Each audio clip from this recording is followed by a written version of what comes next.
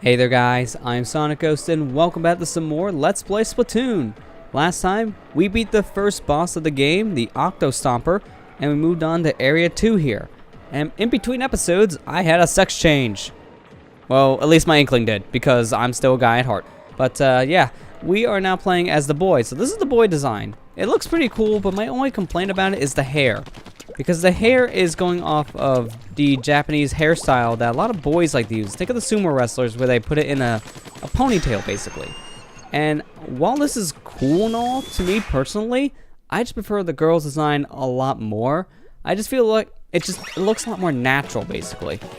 In comparison to the boy design, which I feel like it really only looks good in like that one culture. Well, you take it outside Japan, and it might not look as good or as universal as the girl did. Which is why I like the girl a lot more. It's a lot more universal looking. If, you know, that makes any sense, because it probably didn't some. Just, you know, baseline, I like boy a little bit less than girl. We'll just go ahead and say that. But in this level here, we got these little sweepers we got to worry about. These little contraptions, they actually cover the area in the ink that you're trying to avoid getting into. So in this case, it's covering the area in purple ink. You gotta be careful about that. Also, I like when you're going over this line here, Cuttlefish just interrupts what you're doing just to talk about food and how he really likes Krabby Cakes. Like, that's cool and all, but thanks, I don't care at the moment. I'm trying to kill Octarians and get back to Zapfish. We can talk about food after the mission's done. I swear, Cuttlefish is like random at times. Sometimes when he talks to you, it feels like he's trying to be like a kid, but he's not doing the greatest job at being a kid. So, it gets a little awkward for him at times. But, you know, it's a nice charm. I do like him. He's a very funny character a lot of times.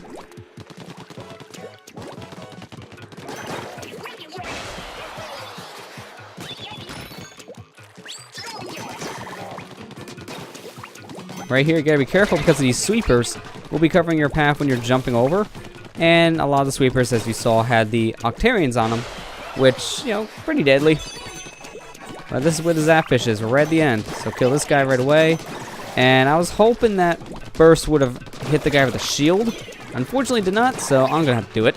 Which really wasn't too big of a deal. And really, I don't have enough ink for that? Alright, fine. We'll just do it the old-fashioned way and shoot it. Thought for sure we'd have enough ink, but I did not. So after this level here, we'll go ahead and upgrade our ink consumption because it's pretty bad.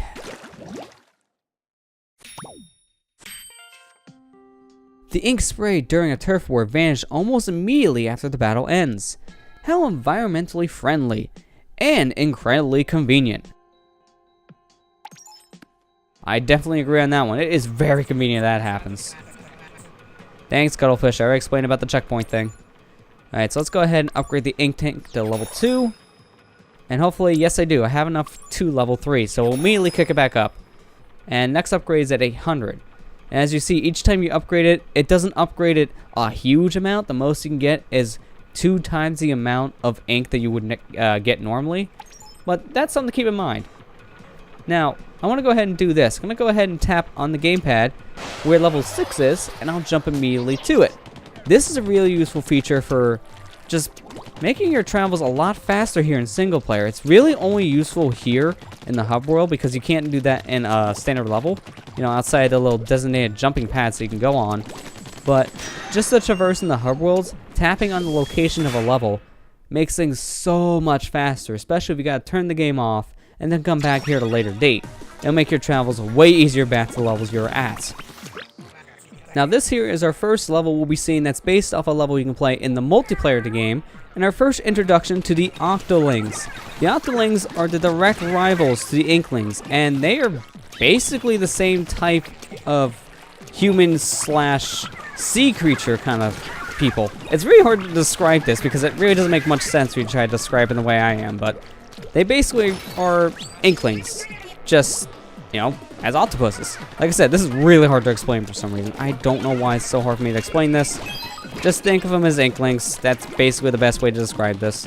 So, presumably, because we can turn to squids, they can turn to, well, octopuses when they dive down. You can't really see it because of how fast they move, but, you know, that's like a nice little theory. There was a theory for a while that went around where you can go ahead and play as the Octolings, whether it be from a hack or from some later update in Splatoon. But as of the day of recording this, that has never happened, and I'm not sure it will happen, so it's unfortunate you can't play as the Octarians in the game, because that would have been cool for having one team be Inklings and one being Octolings, but that unfortunately did not happen. Maybe in a sequel, who knows? And also, this is a picture here of Paradise Lost by the Octonozzle, which apparently is some famous artist who's also an Octarian. Cool, I guess. Also, I fell down, so that's great. Let's climb right back up, please. Thank you. Alright, let's go ahead and do our final level here. Level 9, which I couldn't even get to read the title of. I jumped in that fast, apparently. Alright, we'll find out what it is in just a second here. So level 9 here is called the Undefined Flying Object. And that flying object is thanks to this guy here, the Octo Striker. He will be firing out an item called the Ink Strike at you, which is probably one of the most devastating weapons here in Splatoon. The Ink Strike can kill you in one shot if it's a direct hit. Basically meaning if you're in the center of that Ink Strike when it goes off, kiss your butt goodbye. It is a very, very powerful attack, and it's very useful for covering a large area in your ink all at once. It's a very useful weapon in the multiplayer mode of this game, which we will be seeing later on. But for single player, you want to stay as far away from that thing as possible. There's no benefit for you in single player with that weapon, just death. So be very, very careful in these stages to have the ink strikes, because they are devastating. Also, I thought for sure that was going to hit me. I'm very surprised it did not. Right, hopefully I can kill both of those before I go through, which I did. Very, very nice. And here, you got to be very careful, because I got to stay above ground a lot of the time here to kill these guys, but if you stay above ground for too long, the ink strike will lock onto your current location. And you're going to move out of the way really fast if that happens, so yeah, gotta be very, very careful here in this last stretch. And now that we made it to the end, as you notice here, this is the stage we played in the tutorial. This is the only other time we'll be seeing this stage in Splatoon, so it's only in 2 moments in the game, and one of them you can't really replay, so keep that in mind.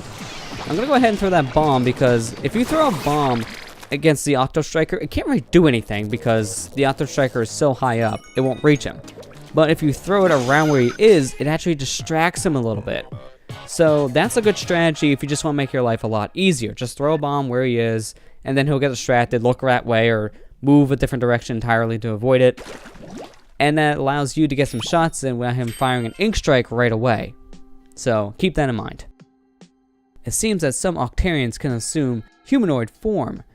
These specimens have superior physical capabilities and are highly aggressive. High-ranking individuals have kelp on their heads, but what motivates them, if anything at all?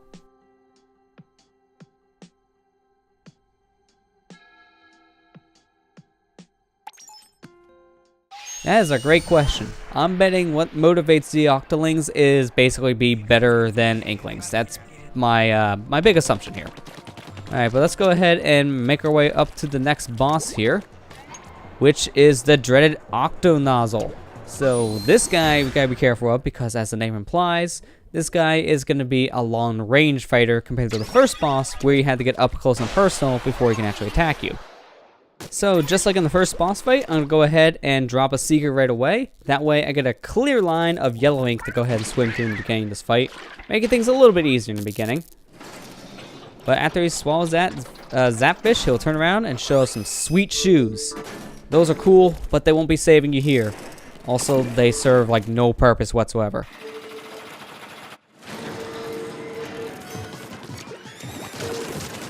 So as the name implies, the Octonozzle here is a long-range fighter, so he can shoot you from a distance, which you gotta be careful of. And he does have some spread shots later, which obviously can do a lot more damage and cover a wider area. So gotta be careful of his shots, but in order to do damage to him, you need to shoot his little exposed pink areas here in his stomach. That way you'll push his head down, make him spin around and get dizzy, which will reveal his weak point. Now, you have to climb up his head to hit the weak point normally, but there is another way to reach it. You don't actually need to climb up on top of his head. So if you stand on the very edge of the platform, you can actually hit the tentacle from base area. You don't have to climb up there whatsoever.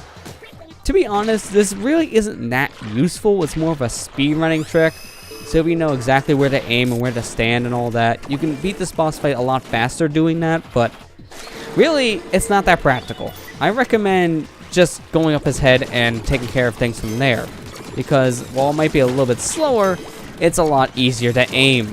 Trying to hit him from ground is way harder. It looks cooler, but it's not easy.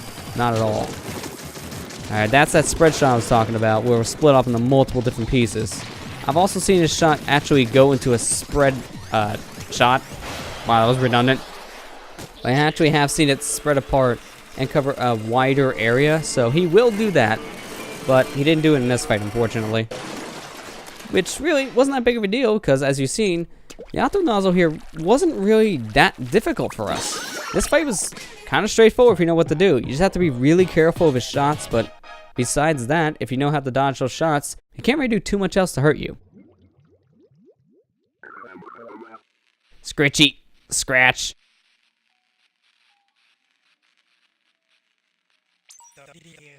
What's that sound?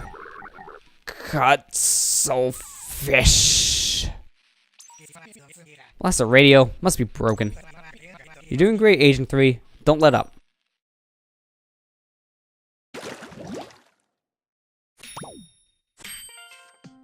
And now, after beating the second boss, we get yet another blueprint to use for multiplayer weapons. So, won't be able to use that just yet, because we'll be looking at that later, like we will with the first weapon.